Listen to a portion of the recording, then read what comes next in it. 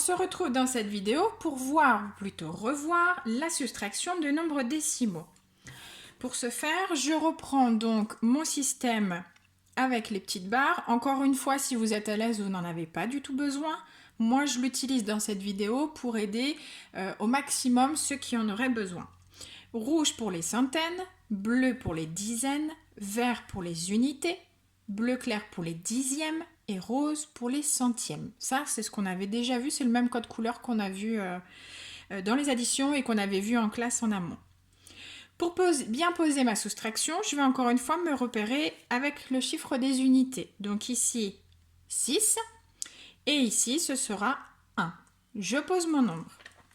Ou plutôt, je pose ma soustraction complète. 36,8 moins 21. Alors j'y vais, on démarre par la droite aussi. 8 moins, ici j'ai rien, donc 0, ça me donne 8. Je n'oublie pas de descendre ma virgule. 6 moins 1, 5. 3 moins 2, 1. Celle-ci, elle était toute simple. La seule difficulté, c'était de la poser correctement. 36,8 moins 21, ça me donne donc 15,8. On va passer à une nouvelle soustraction. J'ai donc 45,2 moins 16,8. On a deux façons de réaliser cette soustraction posée. Je vais donc vous montrer les deux techniques. Vous utilisez celle qui vous parle le mieux, celle que vous avez probablement déjà vue soit en classe pendant mon absence, soit aussi en primaire. D'accord ? Les deux fonctionnent très bien, vous utilisez celle qui vous convient le mieux. Alors je commence par poser. Mon chiffre des unités ici 5, mon chiffre des unités ici 6.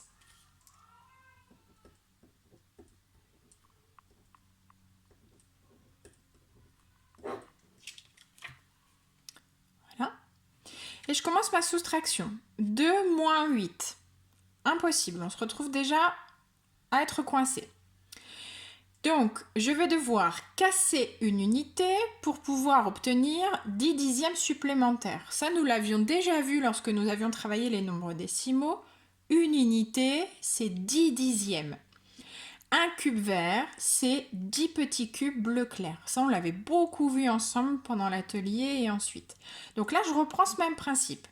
Je vais donc retirer une unité. Au lieu d'en avoir 5, je vais en avoir 4. Et cette unité, je vais la transformer en 10 dixièmes. Donc ici, au lieu d'en avoir 2, j'en aurai 2 plus 10. Ça me donnera 12. Hop, voilà. Donc maintenant, je peux le faire. 12 moins 8, 4. Je descends ma virgule. Ensuite, je suis aux unités. Je vais donc devoir soustraire 4 moins 6. Encore une fois, je suis coincée. Cette fois-ci, je vais donc casser ici une dizaine pour obtenir 10 unités supplémentaires. Une dizaine, c'est 10 unités. Un cube bleu, c'était 10 petits cubes verts.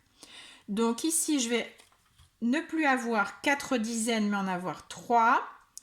Et je vais ajouter 10 unités à 4. 10 plus 4, 14. D'accord ? 14 moins 6. 14 moins 6, ça me donne 8. Et ensuite, 3 moins 1, ça c'est possible, ça me donne 2. Donc 45,2 moins 16,8, ça vaut donc 28,4. Voilà. Donc en règle générale, c'est l'autre technique qu'on vous montre en primaire. Donc je vais poser les nombres. Je reprends exactement la même soustraction pour que vous puissiez voir que ça ne change rien du tout. Voilà. Les deux fonctionnent, hein. Vous choisirez celle que vous préférez. Donc ici, 2 moins 8, encore une fois, je suis bloquée. Donc, je vais devoir retirer encore une fois cette unité. Sauf que au lieu de la soustraire ici, je vais mettre plus 1 en bas. Ce qui revient exactement à la même chose. Plus 1, et donc ici, j'en aurai 12. 12 moins 8, 4. Je descends ma virgule. Ensuite, je me retrouve à faire 5 moins 7.